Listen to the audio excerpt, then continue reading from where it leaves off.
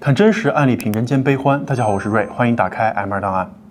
2013年10月，一个名叫 Elliot Roger 的小年轻在 YouTube 上开通了一个个人频道。他在之后的几个月里上传了7、8段长度10来分钟的视频，但是反响平平，基本上没啥人关注。Hey, Elliot Roger here. Today I'm at the golf course, though I don't actually play golf. This world, it's so twisted. 原因呢也很简单，这些个视频啊实在是太无趣了。这个二逼青年除了炫富就是炫富，说你看我的眼镜，阿玛尼的，飞机头等舱的，开车 BMW 的，演唱会 VIP 的，名牌内裤啊250一打的。我这鞋阿迪达的，裤子普希金的，衣裳克林顿的，皮带叶利钦的。看到这些视频以后啊，网友们连表达酸葡萄的心思都懒得有了，一个个捏着鼻子全都跑了，拍砖都懒得拍两块，实在是犯不着跟这种跳梁小丑一般见识嘛。但事实上呢，这个小哥还真有点炫富的资本。往上几代数数呢，他爷爷是英国数一数二名垂青史的战地记者 George Roger， 在二战中跟着英军出生入死，拍下了一系列非常震撼的珍贵照片。是一个既有才华又有人品，在历史教科书上都能叫得上名号的人物。在这样的家传下呀， Elliot 他爹 Peter 也没有悬念的拿起了摄像机入了行，在演艺圈摸爬滚打了多年，但一直是一个默默无名的广告片导演。直到他作为副导演参加了大表姐的饥饿游戏，才咸鱼翻身，开始在好莱坞打响了名头。这么说起来啊，他爹也算是个靠才华吃饭的角儿。不过正像那句老话说的，富不过3代。这家子可好，才华也没传下第3代，生出了一个只知道低级炫富的败家子儿。Elliot 的妈妈是一个出生于马来西亚的华裔，名叫 On Lee Chin， 是一个护士。之前在片场担任急救人员的时候认识了 Elliot 他爹，两个人婚后啊共同生育了1儿1女。在 Elliot 爷爷病故之后呢，他们一家就从英国搬到了美国生活。Elliot 他爹的事业才逐渐有了起色。然而啊，事业得意，情场失意啊。Chin 和 Peter 的婚姻呢，矛盾越来越多，最终在 Elliot 刚过了7岁生日不久啊，就离婚了。离婚以后 ，Chin 得到了女儿的抚养权，儿子 Elliot 则跟着父亲一起生活。没过多久，父亲 Peter 再婚，娶了电影《Green Zone》里面摩洛哥裔的女星索玛雅。之后呢，又给 Elliot 添了一个弟弟。Elliot 从小就跟着父亲和继母出入演艺圈，也算是个混得眼熟的星二代了。按理来说，见识也算广泛，可他怎么就想不开，非要在网上炫富败好感呢？然而啊，他想不开的事还在后头呢。在他上网发布了一系列的视频，结果毫无反响之后呢，在2014年的2月又发布了几个新视频。他的画风突然一变，仿佛找到了新赛道，说你们这些该死的人类啊，这些瞎眼的荡妇，这些不要脸的种马男人，我要代表月亮消灭你们全部。之前咱们也说了呀，他的那些个视频实在是乏味无趣又引人不适，观众自然也是少得可怜，基本上就是他一个人在那自娱自乐。所以呢，这些引战的视频同样没有引起任何的重视，即使有人看到了，可能也就觉得这就是一个精神有点问题的小年轻在网上吸引注意力的碎碎念罢了。但是啊，有一个人却不这么认为，这个人呢，就是 Elliot 的亲妈 Chin。他在看完了其中一段视频以后，马上从英国打了个国际长途给儿子所在的 Santa Barbara 警察局，要求警察马上逮捕他的儿子，避免可能出现的恐怖袭击。接到这个线报的警察呀，赶到了 Elliot 租住的公寓中，他们看到一个脸色苍白但是举止彬彬有礼的年轻人。Elliot 就告诉警察说：“哎呦，我的警察叔叔，我妈有被害妄想症，稍微在网上看到点风吹草动就神经过敏。我在家好好休息呢，能有什么伤害别人的企图啊？给您姐添麻烦啊，不送。”这两个警察呢，实在也看不出这小哥有什么不对的地方，在警局的犯罪记录中也找不到任何他的痕迹，于是啊，就例行公事的在屋子里面绕了一圈，就告辞了。他们觉得呀，这小孩实在是人畜无害，甚至连查一下他的名下是否登记了枪支都没有这个必要。但是呢，当妈的 Chin却凭借着做母亲的直觉预感到一定有事会发生。他当晚再次打电话找到自己的前夫 Peter， 恳求他过去看一眼，因为儿子在视频上的精神状态极其不正常。他在短短的7分钟里冷笑了10几次，并且反复提到他的复仇日就要到来了。于是呢，Peter 就连夜开车往600多公里外的儿子公寓赶。然而啊，就在他开车的途中，他听到了一则紧急新闻：Santa Barbara 出现了一起非常严重的枪击事件，有人开着一辆黑色的宝马对路上的行人和几间店铺里的客人随机开枪。枪手在和警察的枪战中，车轮被子弹击中，车子失去控制，撞上了路边栏杆，气囊弹出。警察走近查看之时，枪手已经在车中引弹自尽。Peter 听到这段新闻的时候是全身冰冷，因为他儿子开的就是一辆黑色宝马。他全身哆嗦的把车好不容易开到了目的地，刚一下车就看到几个警察朝他走过来。在核实了他的身份以后，警察就告诉他，你的儿子就是这场大屠杀的凶手，他用2把猎刀、3支手枪，还有开的那辆车，造成了14人受伤，7人死亡，死者中也包括他自己。很有讽刺意味的是呢，生前又是开频道又是写书，但就是红不了的艾略特，在死后终于红遍了整个美国。好莱坞大导演、富二代和星二代这些背景是一方面啊，另一方面是人们终于有兴趣打开他录的那些视频，想看看他到底为什么开枪滥杀无辜的原因。结果是不看不知道啊。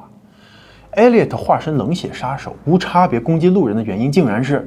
我是个处男，我恨女人，恨那些不是处男的人，所以我要把他们全部杀死。这究竟闹的是哪一出啊？在这场大屠杀发生之后呢，大导演 Peter Roger 就成了美国人眼中教子无方的典型。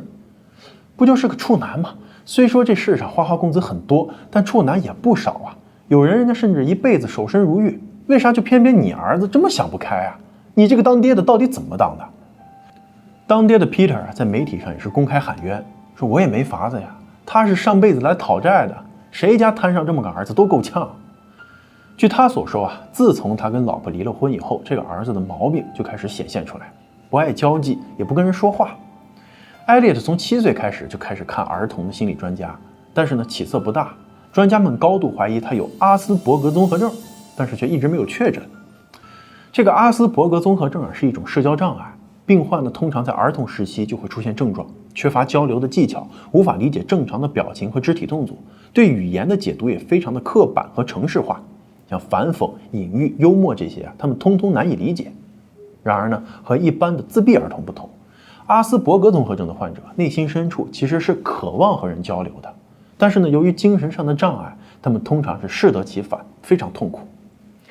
不知道大家有没有这种经历啊？就是小时候上学的时候，班上总有那么1、2个同学好像不太合群儿，他也许情商很低，说话不顾后果，脾气显得有点古怪，没有幽默感。那这个人啊，其实有可能就是一个阿斯伯格综合症的患者。这种病啊，让他的大脑对于某些信息处于一个宕机状态，读取不出来。你觉得他是个怪物，他同样觉得你是个怪物。现代精神病学认为啊，这个病是天生的，发病率还挺高，男性居多，达到了1/1000。有这个病的人啊，智商通常还不低，在某些方面天赋异禀。脸书的 CEO 扎克伯格、微软的盖茨大叔，还有更早的爱因斯坦、米开朗基罗，都是疑似阿斯伯格症的患者。而台湾漫画家朱德庸、英国达人秀的那个苏珊大妈，更是确诊了的患者。这个病啊，没有什么特别有效的治疗方式，也没有什么防治的办法，就是单纯的撞大运。我们说回这个艾略特呢，他在自己的自传中显然没有意识到自己也许是个精神病人，而是把自己暗淡的人生啊归因到了3个因素上：1. 父母离婚； 2. 自己是个混血； 3. 小学时候表白同班女生被拒。原来啊，在父母离婚之后呢，他轮流在2个家庭生活嘛。继母索玛亚对他颇有要求，比如就限制他玩电脑游戏的时间，让他多出去社交，不能整日窝在家里，要求他参与这个家庭劳动等等等等。那宅男艾略特跟老爹抱怨的时候呢，老爹一般会无条件的站继母。那相比之下，亲妈对他的管教就比较宽，从来没有这些要求。那没有对比就没有伤害啊，这让艾略特就对继母心生不满，时常在回到亲妈家的时候呢，跟 Chin 去抱怨。久而久之呢 ，Chin 就告诉艾略特，那个苏玛呀不算你什么人，不要听他的话。这就更加导致了艾略特和继母的关系日渐恶化。而第2点就是关于他这个混血儿的身份，其实是因为啊，他小的时候身材比较瘦小，这让他感到十分自卑，也就变得有点特立独行，在学校里呢就成了被欺负的对象。到了中学啊，这种情况也没有丝毫改善，先后转学了2次，用来躲避霸凌。他把自己的境遇呢就归结到了混血儿的身份上，认为是混血儿的基因导致自己比较弱小，再加上偏向于亚洲人的长相，才令他非常不受欢迎。但是他就没想过呀，自己天天窝在家里，没日没夜的打游戏，也不跟同学进行交流，那怎么能变得健康强壮、受人欢迎呢？自我封闭加缺乏正确的情感连接和心理疏导，让艾利特的情绪啊，在青春期更是达到了危险的边缘，一发不可收拾。一方面呢，他爹跟后妈给他添了个弟弟，让他觉得后妈本来就不亲，现在亲爹也不爱了。二来啊，他实在是想不明白，为什么身边的女生都不喜欢我呢？我这么优秀的一个人，为啥就没有女人一看见我就大喊老公爱我？这种想法呀，在别人眼里实在是不可思议，但是呢，在他这样一个从小在娱乐圈里长大的人来说啊，却是司空见惯。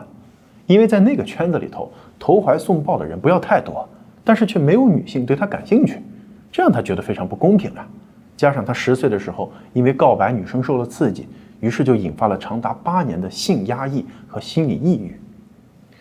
其实一般来说呢，孩子青春期有这类情绪很正常。如果他爹能够重视一下，跟儿子谈谈心，情况或许会完全不同。比如他可以跟儿子推心置腹地说：“哎呀，儿啊，跟你说吧，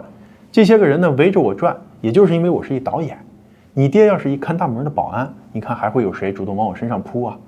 所以呢，有没有女人缘，跟你的长相、身材、血统这些关系也不大，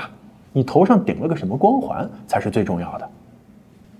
可惜啊，他这当爹的非但没去做儿子的思想工作，反而采取了另一个简单粗暴的手法。处男多大个事儿啊，根本不是个问题。他在儿子18岁生日以后呢，带他去了趟拉斯维加斯，花钱给他找了个性工作者来解决。没想到这个做法适得其反啊，儿子感觉受到了莫大的侮辱，愤怒地拒绝了这项服务，当天就订了机票回家，并且在1周之内就搬出了父亲的家，只身前往 Santa Barbara 读大学。其实啊，他选择这个在加州的大学也是有原因的，因为这儿呢集中了美国西部大量的金发美女，选的面多了，那总能捞着一个，是不是？瞎猫还能碰上死耗子呢。但是呢，他却依然不改自己的宅男本性，都搬出来住了，还是天天窝在家里头上网，每天大门不出二门不迈的，这怎么找女朋友啊？难道半夜醒来身边还能给你冒出个美女吗？要么你是虚竹，要么这就是闹鬼了。于是啊，他的这个计划，这个破处计划是遥遥无期。在极度的压抑之下呢，心里就越发的扭曲，变得极端，就开始上网去炫富。你看我这么有钱，这么帅，这么有气质，我心中的女神你到底在哪儿啊？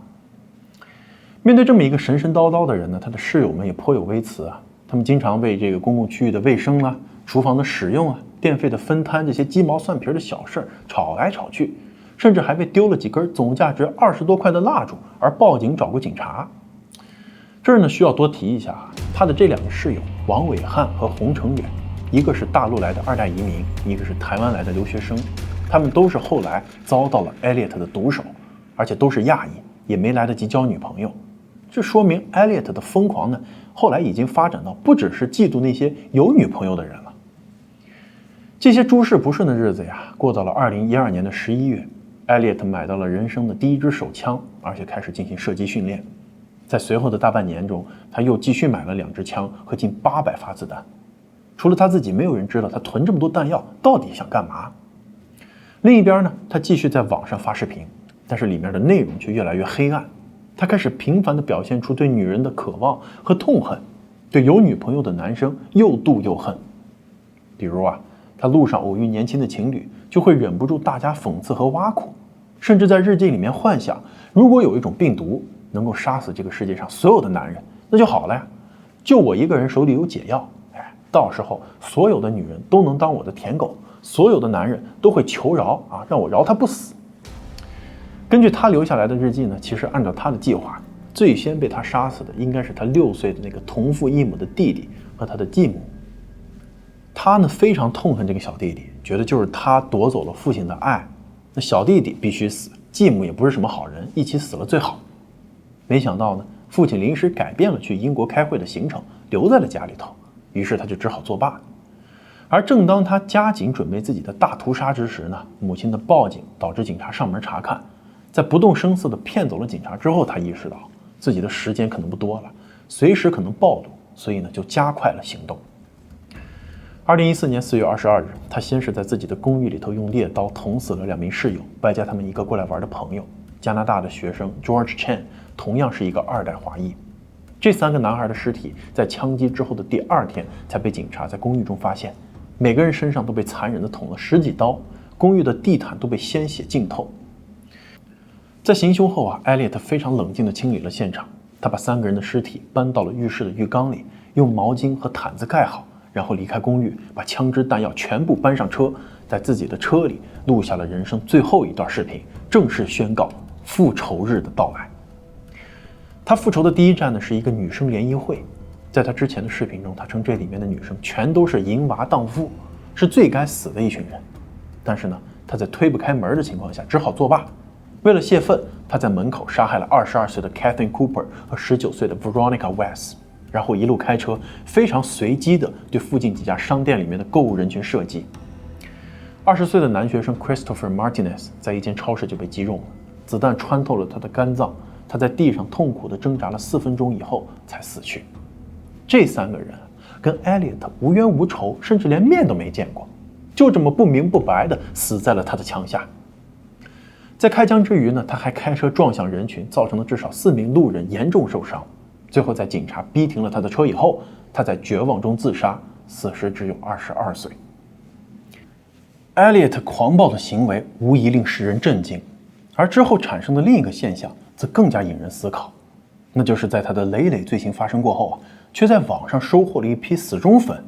他们奉他为英雄，给他写歌立传，还将他行凶的那天呢定为一个节日，各种纪念他的英雄事迹。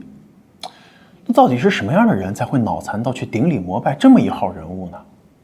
这里边啊，有仇视女性的直男癌，有暴躁不安、看什么都不顺眼的中二少年，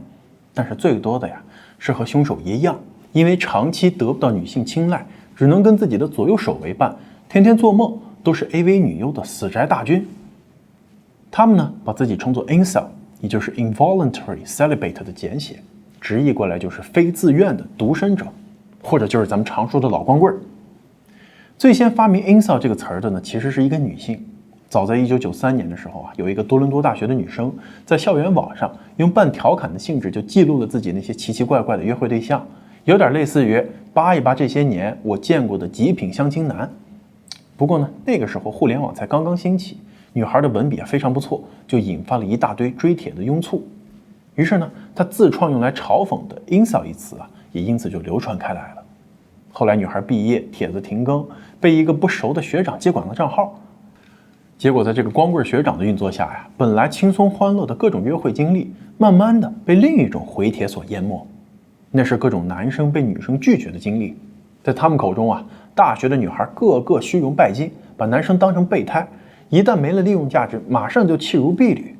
后来呢，还衍生出很多女生绿了男朋友攀高枝的，一看见帅哥就走不动道的，还有为了找工作跟主管投怀送抱的。在这些负能量满满的帖子里啊，那些绿茶红茶各种茶们被称作 Stacy， 而那些高大英俊风流成性坐拥后宫3000的男性则被叫做 Chad。 光棍男们还因此创造了各种漫画，对这2种人物极尽丑化。其实呢，本来也就是在网上打打嘴炮的事儿，吃不到葡萄说葡萄烂臭，那这些吃下去的是要被毒死的。可是自打这个美国处男枪击案发生以后啊，这里面的一些人突然跟打了鸡血似的，觉得这也许是条以此要挟曲线救国的出路啊。一个名叫 Egg White 的人啊，就曾经发起过一次请愿，表示这些欲求不满的宅男们很快会成为社会的一大不稳定因素。为了避免类似的惨案进一步发生，应该由政府出面将其集中管理。一个小公寓，一台能上网的电脑，日常生活的食物饮水还有止痛药就够了啊。最重要的是，一人发个女朋友，只要这些都安排到位，保你社会平安稳定。估计啊，白宫的工作人员收到这份请愿书的时候，心里头应该有上万头草泥马奔腾而过。眼看政府根本就不搭理这样的无理取闹，还真有一个光棍联盟的激进分子啊，继承 Elliot 的衣钵，开始动手了。他们的理念呢是这个世界上男人女人都是一个萝卜一个坑，那我把那些占了好多个坑的大萝卜给拔了，不就空出地方来了吗？而那些拜金女的坑啊，干脆就一脚踏平，再由我们自己随心所欲地挖出点新的坑来。于是啊，2015年处男枪击案发生1年以后，美国俄勒冈州的 Christopher Harper Merck 持枪闯入了一间社区大学，对里面还在上课的老师和学生大开杀戒，造成9死8伤的惨剧。他最后在警察的重重包围下饮弹自尽，在行凶前留下了一份遗书，说我26岁，没有朋友，没有工作，没有女朋友，所以那些夺去了我这些资源的人都得去死。然后呢，就是2018年，距离当年的处男枪击案发生正好4年零1天，多伦多青年 Alec Minassian 租下了一辆面包车，只为血祭心中的偶像，并且像他一样杀身成仁。根据凶手父母的说法，他一直有交流障碍，26年来不仅没有交过女朋友，连跟女生讲几句话都会面红耳赤，手足无措。但这并不代表他内心没有对女性的渴求。在后来警方的几次问话中他都提到那些女人们放着他这样老实可靠、一往情深的人不要，反而追着赶着那些嘴甜如蜜的花花公子们不放，实在是可恶。他还专门提到几年前的一次万圣节，他鼓起勇气邀请班里的一个女同学参加一个 party， 结果刚到没多久，那个女伴就抛下他，跟一个高大帅气的篮球运动员跑了。不仅如此还在他找过去的时候公开讥讽他是癞蛤蟆想吃天鹅肉。当然了，这事到底有多大的可信度不得而知在法庭上 Alec 从小到大的那些怪异举动也得到了解释。原来他在12岁的时候就被确诊了阿斯伯格综合症。因为这次的案子证据确凿又是当场被捕，好像辩方除了这个精神病不负刑事责任之外呢，也没有其他的路可走了。但是他之前在网上又是写日记又是发宣言的，还专门跑去租了个那么结实的箱型车来作案，怎么看怎么都不像是发病了，身体不受控制。于是呢，只能把这个阿斯伯格推出来当挡箭牌。辩方律师说被告从小就有严重的人际交往障碍和情感认知障碍，尽管后来因为一些干预治疗有所好转但是因为政府拨款的削减，一些项目呢也被叫停。自打那以后就再也没有接受过任何的心理治疗了。于是他尽管知道开车撞人这个举动会对对方造成伤害，但却不知道这个行为是错误的。讲到这儿我实在是想说一句，这个锅阿斯伯格也好，自闭症也罢，通通都不应该去背。因为患这个病的人的确在很多情感方面都比较滞后，也容易钻牛角尖，这是不假的。但是相对于普通人而言，他们的暴力犯罪率并没有增加，反而还更低了。因为他们中的绝大多数都是内向寡言、与世无争的过着日子，哪怕是一辈子都独身一人，也从来没有想到要去杀人寻找刺激因为无法治愈，只能缓解，所以呢，家里头有阿斯伯格症的孩子，父母通常会付出更大的耐心、精力和心血，可谓是要操心一辈子。我们谴责那些视生命如草芥、滥杀无辜的疯子，同时呢，也希望朋友们多多关注身边有阿斯伯格、自闭症这类的群体和家庭。毕竟这种疯狂杀人的极端案例，也给这个本来就不幸的群体蒙上了更为浓重的阴影，令他们雪上加霜好了，感谢朋友们收看这期二八档案，咱们下期再见。